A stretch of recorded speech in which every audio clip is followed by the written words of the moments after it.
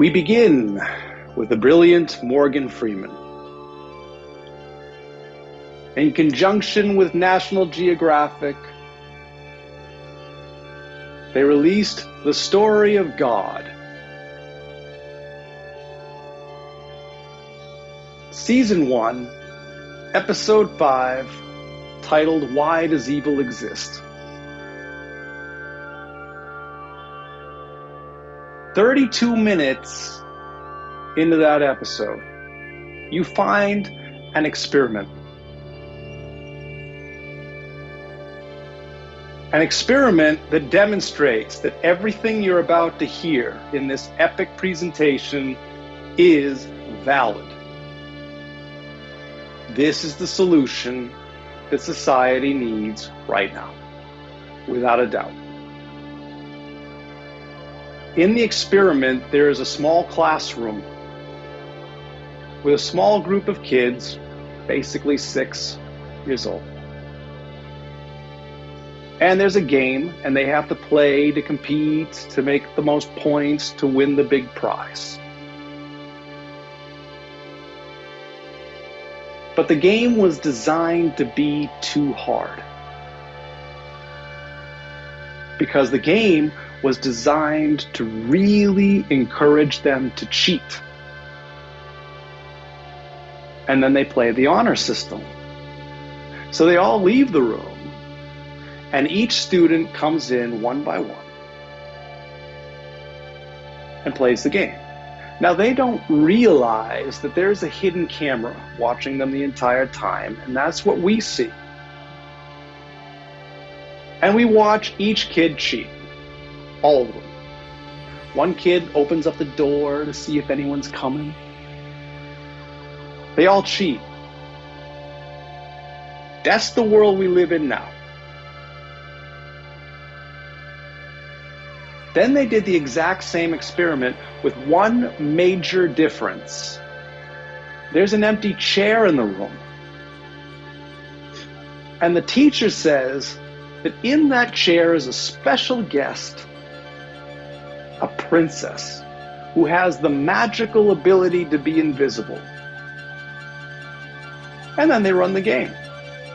And what you see is each kid plays the game, looks at the chair, realizes that there's an authority present, and they don't cheat. This is the world we need, as close to now as possible. This video provides 3 simple, purely sensible, experiential truths that allow us to have that society without any possible doubt at all. In a nutshell, we have a fundamental problem. We all understand that might makes right. And so what the world really is the result of all these people, all these forces competing over might makes right. And unfortunately, that's rewarding a terribly self-destructive behavior that ripples throughout society and creates a societal level of self-destructiveness. And if you want to see somebody expertly and brilliantly articulate that, I highly recommend you seek out Daniel Schmachtenberger. I mean, an incredible last name. But Daniel Schmachtenberger will explain to you perfectly expertly the problems that we currently face as a society. And my hope is that he will see this video, because this is the solution, without a doubt. 3 truths. The problem is the first truth. You see, the first truth by itself is extremely horrible. You need mental toughness to get through the first truth. You really do. Because this one's going to be hard, really hard. But you can do it. I'm confident. Enough people can do it.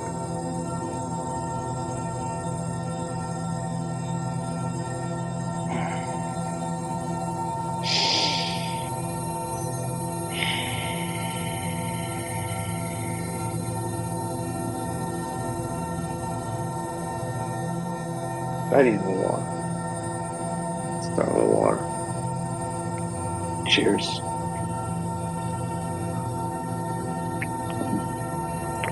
Whatever. All right. First truth.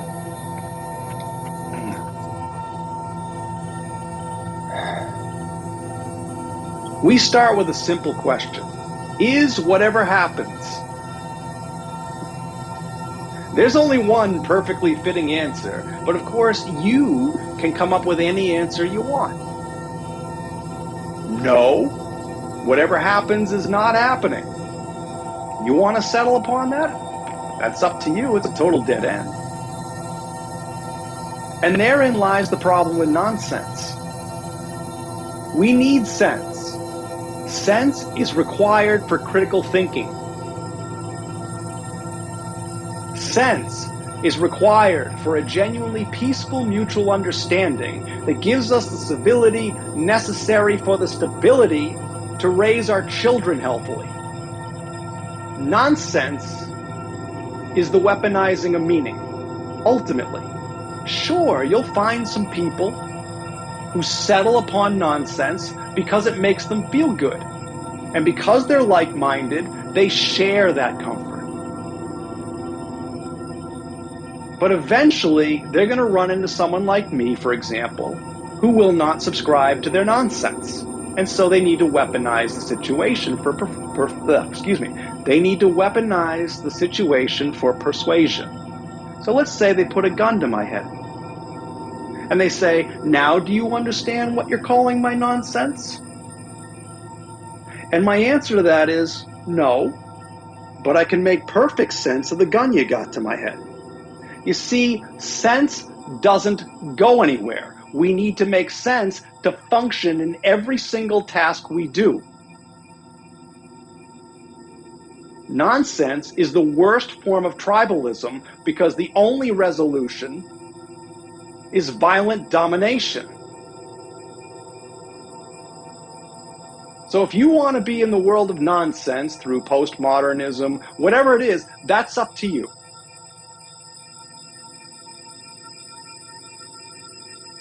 But for the rest of you who have mental health, who do understand that everything I said makes perfect sense, we need to move on to the right answer to the question. Is whatever happens? Yes. Whatever happens is happening. And as soon as you get to that yes, how we define control, power, dominance is forever changed. In a way where the 1% of the financially wealthy, consolidating all that wealth, battling it out to one-up each other, whatever it is no longer valid. It cannot work. And we as a global society, as team society, we have an opportunity together, no tribalism, no us versus them, no class warfare, no violent revolution, just a simple psychological shift in our understanding and the ramifications of that flowing throughout society naturally.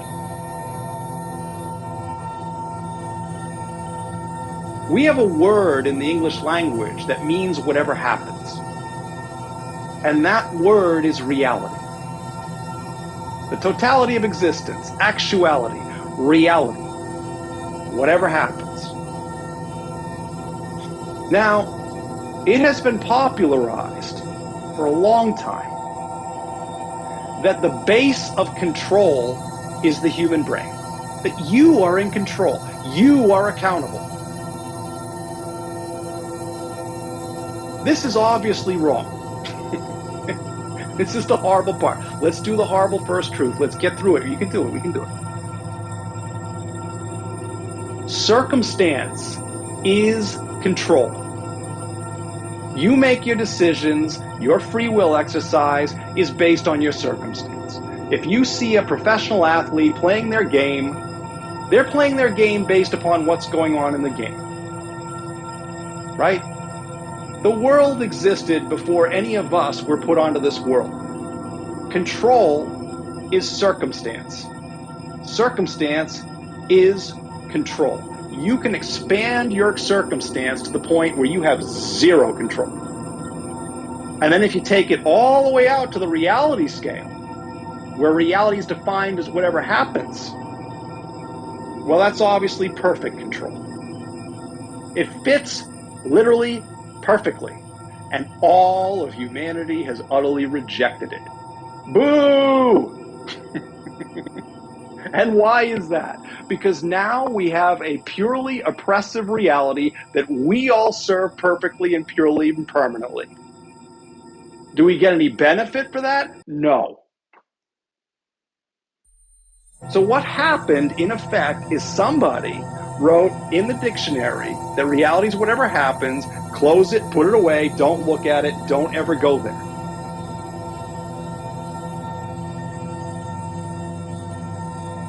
And that's the problem. We have to go there. It's the truth. It's the demonstrable truth. Don't worry, we'll get accountability fixed up. We'll get the oppression fixed up. There are 2 more truths. We'll be fine. But right now, we've got a reality that is definitively the all-powerful being. It's tough. It's like a riptide. You shouldn't go in unmarked areas of the ocean, right? You should go where the people say this is safe to go in the ocean here. But some people might just be off into the unsafe areas. They get swept up by a riptide that's carrying them out to sea. Now, maybe with your free will in that situation, you could swim against the riptide, tough guy it out, right? Get back to shore. Roar, yeah. Control, right up in here. That's the base of it. Or maybe the riptide is stronger than you are. And so basically, you're swimming against it, and you drown, and you die, pathetically, right? Or you just lazily say, nah, fuck it. I'll just be carried out to sea. Maybe a ship will come by, maybe somebody will be there for you, but you end up drowning otherwise, which is the probability. Now, if you've got a key piece of information, this may help you. This apparently is your best chance if you are ever out in a riptide. You swim to the side of it, maybe at an angle, but the goal is to get to where the riptide hopefully is not as strong. And then you can swim to shore to safety. This information is these 3 truths.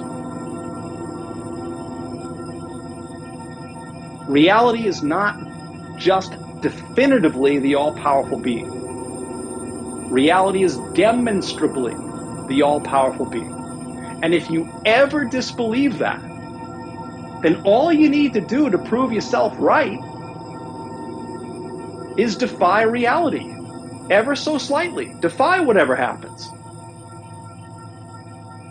But before you do that, you might want to understand something first. It is impossible to defy reality because you're a part of reality.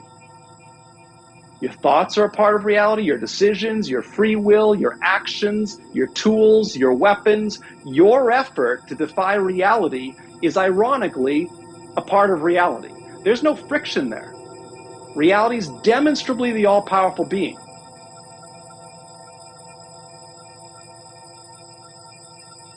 So we've got a 100% oppressive reality. None of us are in control of anything at all. This is a horrible situation. But we got 2 more truths. So let's advance to them. How do you destabilize the all-powerful being? The answer is easy. You don't, because you can't. If you can destabilize the all-powerful being, then it's not really the all-powerful being, is it? And we have demonstrated that reality is the all-powerful being, which means by the very nature of that truth, that demonstrable truth, reality is also demonstrably perfectly stable. And what do we all know about stability? Stability requires balance, right? You want to stand on one foot. I'm not very good at it. You want to stand on one foot and stabilize yourself, you need balance. To the extent that any system is unbalanced is the extent that that system is destabilized. So now we have a balanced reality. By the very nature of it being perfectly stable, perfectly powerful, whatever happens. At the end of the second truth, I'm going to give you a practice that allows you to experience that balance for yourself. But it makes such a beautiful transition into the third truth that I'll simply rely upon the demonstrable first truth that extends into this situation here. We've got a system of balance that all of humanity is ignoring and has been ignoring basically the entire time. There are people in religion and philosophy, wrath of God, karma, what goes around comes around, but that's in religion and philosophy. That's not solid enough to be convincing to everybody, without a doubt. This is. Our society is driven on the permanent positive. Heaven, nirvana, utopia. Everything is love. Winning is everything. Infinite growth of money/power. Give it 110%, 110% of the time. 2% inflation always. Pleasure, pleasure, pleasure, pleasure, pleasure. That's what drives our society, isn't it? But therein lies the problem. There is no permanent positive in a demonstrably balanced system of existence. So we never get there. We're aggressively, competitively trying to get there, and we never actually do. Power is liberation. Well, look at the people in power, the billionaires, the dictators, the permanent president. Do these people look liberated? Do you think that they would honestly say that they're liberated? No, of course not. With power comes responsibility. Responsibility has got a weight to it. And why? Because reality is a system of balance. It's demonstrably a system of balance. Balance is power. Right? If you can't take away my balance, you have no power. If I don't have any balance, I don't have any power, right? I can't stand, I can't walk, I can't think. Balance is power. Balance is inherent within stability. Stability is inherent within composure. And composure is inherent within competence. Balance is inherent within competence. Balance is the winner. And reality is the supremacy, the demonstrable supremacy of that balance. The demonstrable supremacy of might makes right. And from that, we get the rule of reality, a simple verbalization of that balance. The path to power is the path to powerlessness in a balanced reality. It's extremely brilliant on reality's part. You see, to the victor goes the spoils. And reality, in effect, it's just stabilized existence, obviously, but in effect, reality says, oh, I won the power competition. I am the supremacy of might makes right. Gee, with all this power, I choose one simple rule. The path to power is the path to powerlessness in a balanced reality. Extremely brilliant. Why? Because the rule contains the phrase in a balanced reality, which is a stable reality, which is a purely powerful reality. It retains its power perfectly, permanently, and the rest of the rule explains nicely, easily how that works. You see, whatever power you gain within reality serves that balance. The demonstrable supremacy of might makes right. And when that balance needs you to be powerless, you're powerless. Any of us are.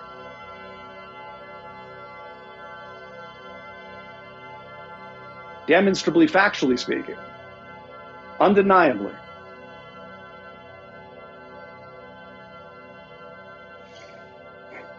I want to say one thing about time. Time has been proven to be a dimension of space. This is Albert Einstein and special relativity. It's not just a theory. It's being applied right now on the GPS system, right? The system that we're using to navigate ourselves through this world. The clocks on those satellites run ever so slightly faster than the clocks here on Earth. Why? Because time itself runs ever so slightly faster. It's like 38 microseconds daily. Not a lot, but it counts. And the reason why is because the clocks here on Earth are close to the mass of the Earth, which warps space. And it also warps time because time is a dimension of space. Time has spatial properties. Time is a dimension of space. We can look left, we can look right, but we cannot look past and look future because we're blind to time. We are a physical part of this basically three-dimensional, observable universal wave that is expanding in the fourth dimension of space that we call time. We have no maneuverability in that. We're a part of that wave.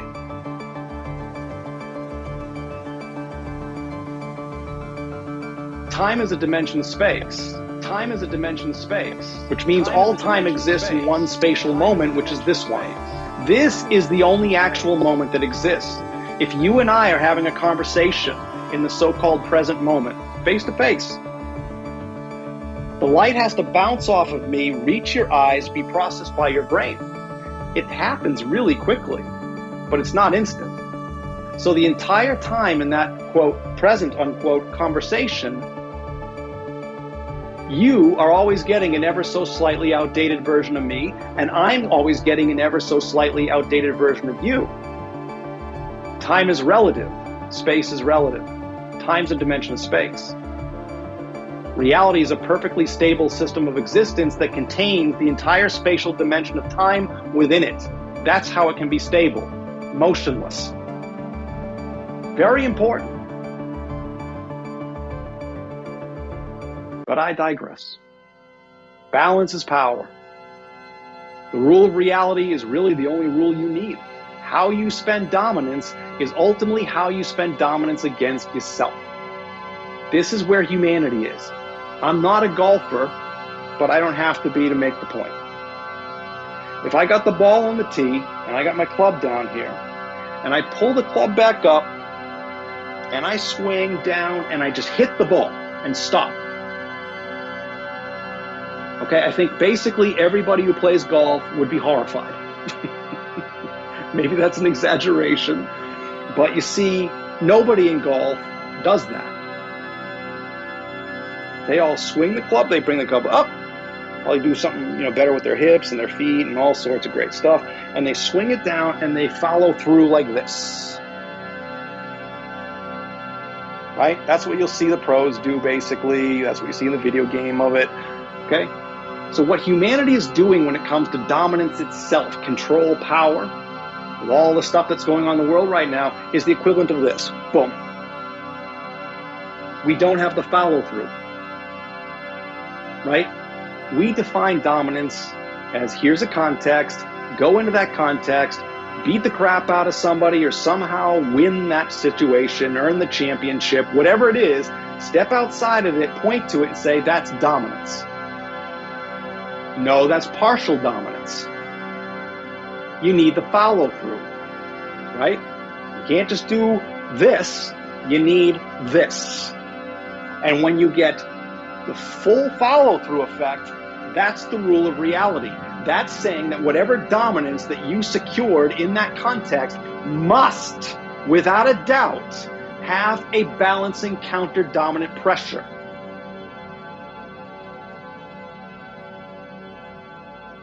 Balance is power. The rule of reality is the demonstrable supremacy of might makes right verbalized. The path to power is the path to powerlessness in a balanced reality, irrefutably. If you want to be a thug, you want to be an asshole, that's up to you, but you got to pay for it. You beat the crap out of somebody, you're ultimately just beating the crap out of yourself. And that ultimately counts. If you go up 30 points in a basketball game and you're thinking, yeah, hey, that's dominance. Yeah, but if the game ends and you lose, I mean, what's the point?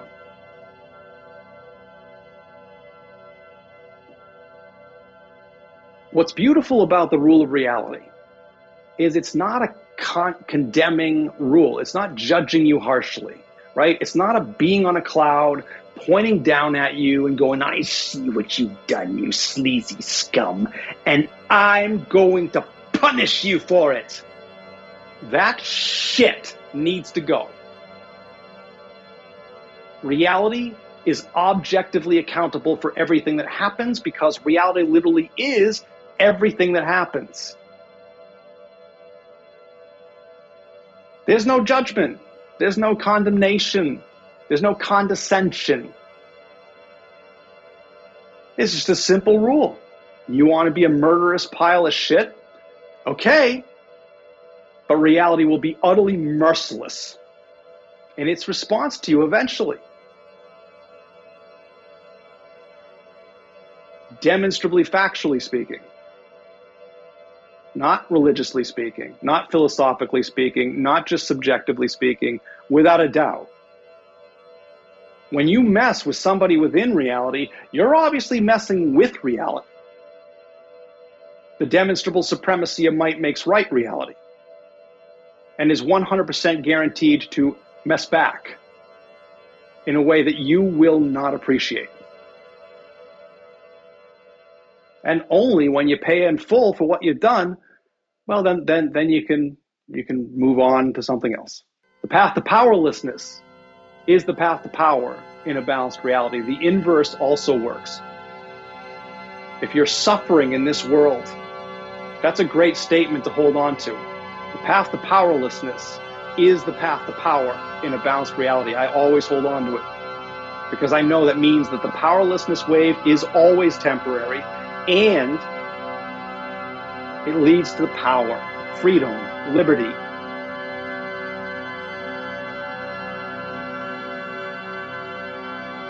And I know that if I'm being victimized, you see, there's an inherent justice system within this all-natural totalitarian governance called reality. There's an all-natural justice system. The path to powerlessness is the path to power in a balanced reality, and there's only one place for that power to go. Right to the source of your powerlessness. See? It fits literally perfectly, and accountability perfectly restored. So we have a reality that knows everything because reality literally is everything. It knows every single thought we are all having in real time, always, including right now. It is a literally perfect surveillance system with perfect enforcement. You want to see the scoreboard in the power competition? It's very simple. Let's take all the people in power today, the dictators, the permanent presidents, the billionaires, and let's just gently set them aside in our minds so we can look at every single one of them who's ever been on this planet throughout the entire duration of humanity. All the emperors, the kings, the conquerors, the barbarians, they're all gone. 100% gone. Not one breath breathed by any of them. Supreme Alpha reality, perfectly present and utterly unscathed. Let's bring back in all of the people competing over power right now. And what do you think their fate's going to be? Do you think any one of them or group of them are going to dethrone reality itself when none of us in demonstrable fact can even ever so slightly defy reality itself? No. Their fate is precisely the same. It's the fate that we all meet. But there's still the third truth.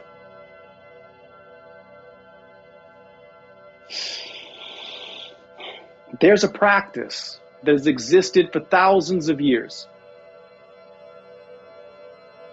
that will allow you to experience reality's demonstrably supreme balance. You think, and by doing so, you're focusing on what's going on within reality. Makes perfect sense. You'll continue to do that. I can't stop that. You shouldn't stop that. You got to keep doing it. But whenever you're thinking about what's going on within reality, you're distracted from what reality is doing in its totality. So you can rest the thinking brain, the part that's thinking words in your head, that kind of thing, focusing on what you need to do and all that stuff. You can rest that entire system and just experience restfully the totality of reality. It's like a car. You put the car into gear when you want to move it. That's like the thinking brain. But you can also put the car into park and let the engine run, which is called idling. And you can do that basically with your brain too. So you're resting, not forcing, not hurting yourself. You just allow yourself to relax. So you're not thinking any words in your head, and you're just experiencing restfully the totality of reality as the supreme idling of self. And upon achieving that goal, you will experience reality's balance, its stability, its power. And to begin transitioning into the third truth, you will feel a resonating power within you. If you think about it at all, it disappears, because now you're focusing on what's going on within reality again. This practice is called restful meditation. That is the basic logic of how this practice works. It's a logical practice. And like anything in life, you got to practice it. I recommend Headspace. A friend of mine uses Headspace. I've touched base with it a little bit. I do like the production and the presentation and the style of it all. It's not all or nothing. All you need to do is get just enough of that sensation to validate the second truth and the third truth. You, objectively, are reality. You, objectively, are the demonstrable supremacy of might makes right. To avoid a God complex, so too is anyone or anything else. Anyone/anything is objectively the demonstrable supremacy of might makes right. There isn't a single scientist on this planet who can leverage the current body of science to do anything other than agree with that conclusion. Dr. Ed Witten, described by one scientific intellect as the Michael Jordan of scientific intellects alive today, Dr. Ed Witten. Reportedly, there are scientists who are afraid to talk science with Dr. Ed Witten because of how brilliant he is in science. And I watched him in one of his lectures. He wrote the word blur on the chalkboard, pointed to it, and said, "That's a particle." All of science right now, of mainstream science, sits atop that blur.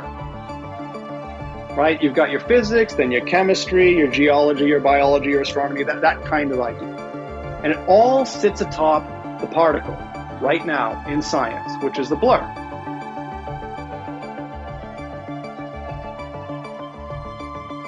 Now, there's this thing in science called particle-wave duality, and this is where I expect some pushback to anyone who is watching this and who has a scientific understanding of things.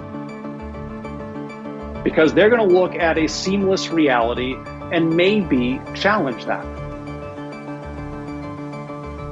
In the next video, I am going to resolve the scientifically infamous double slit experiment that has existed for roughly a century.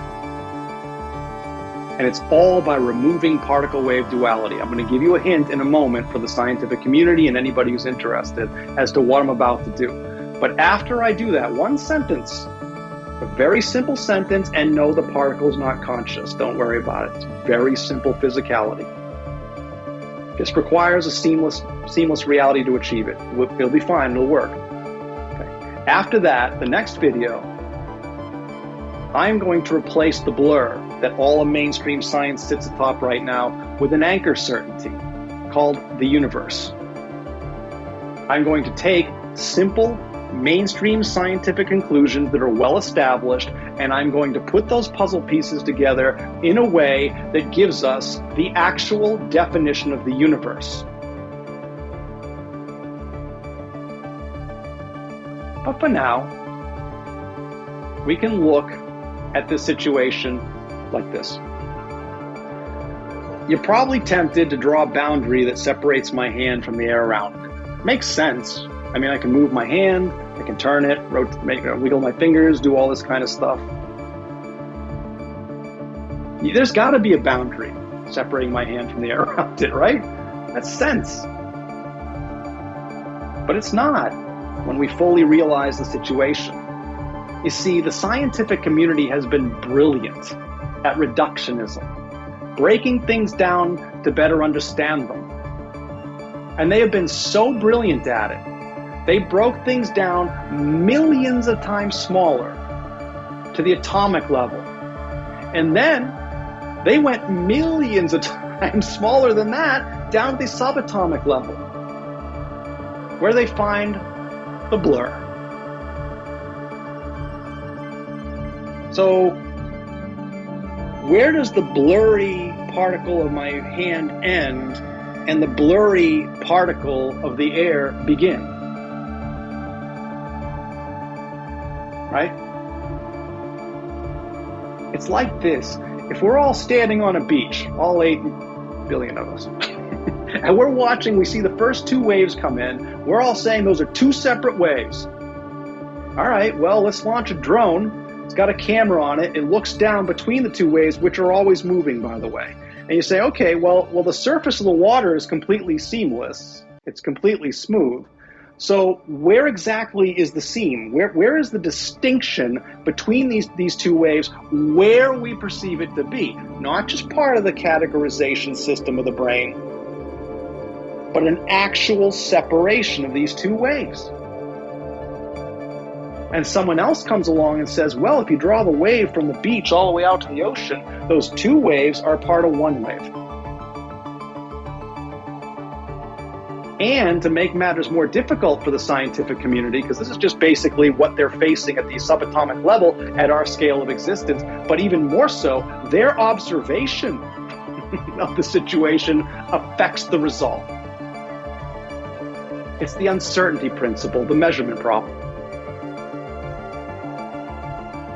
It's the end of our ability to leverage objective boundaries in this seamless reality. But we can still use the objective boundaries to point to what a seamless reality must mean. That's coming up in the next 2 videos.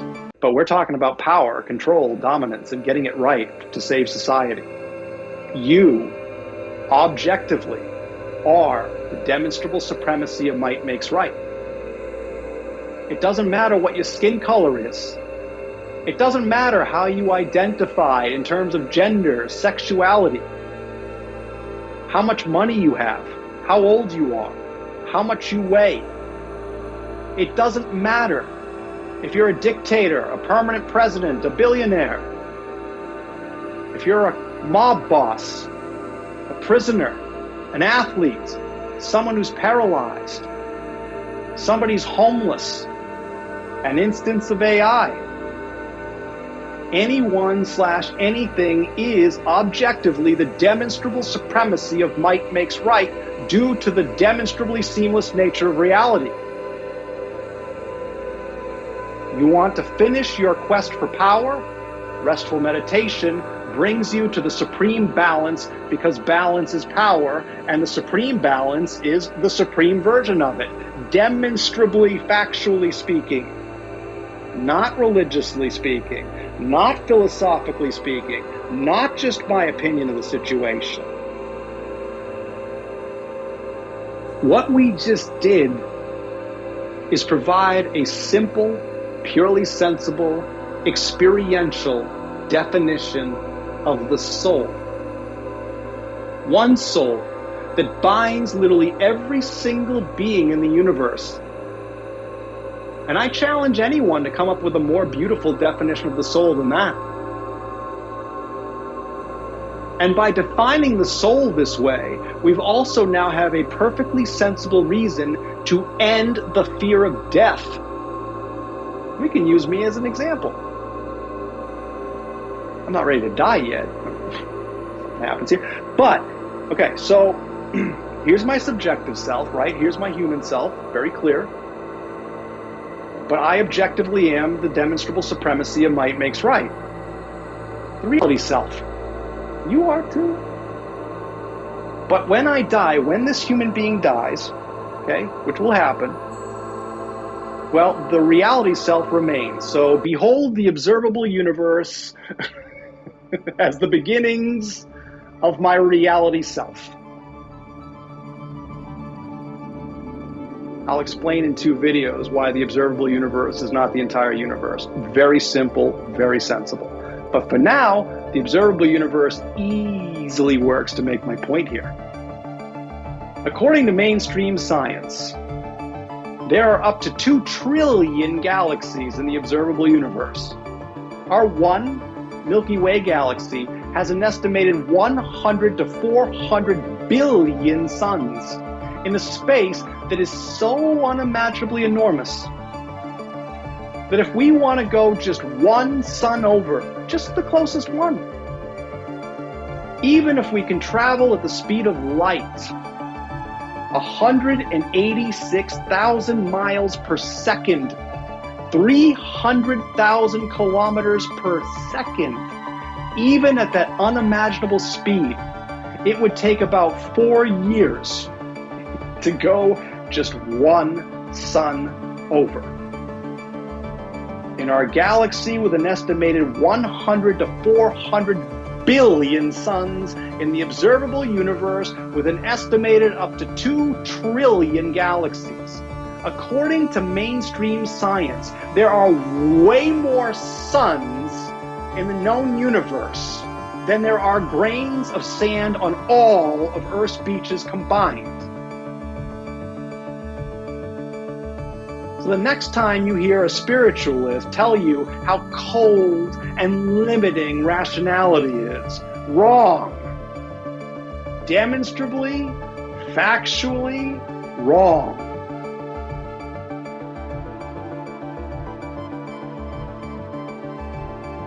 We have a new definition of control. So let us return to Morgan Freeman, the brilliant Morgan Freeman, and the experiment, the invisible princess. When you have an authority, people don't cheat. That's the tendency.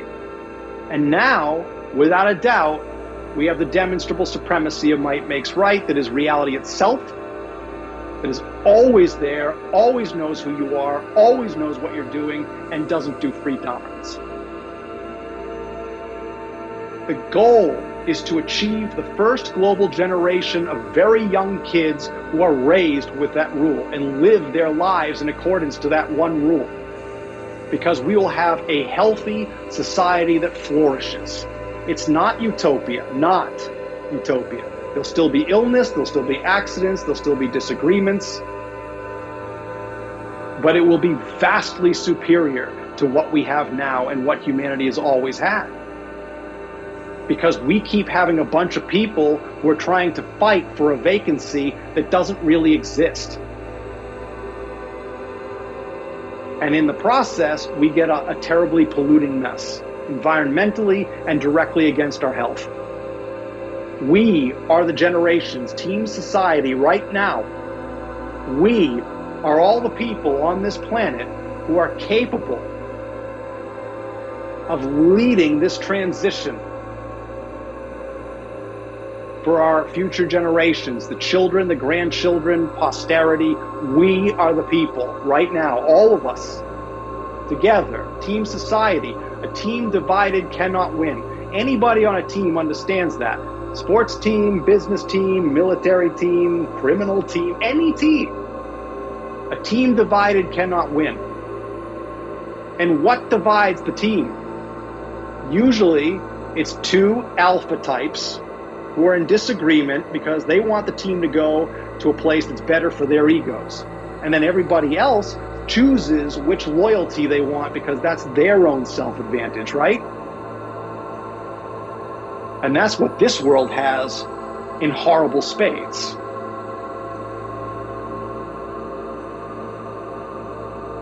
A team divided cannot win, and that includes team society.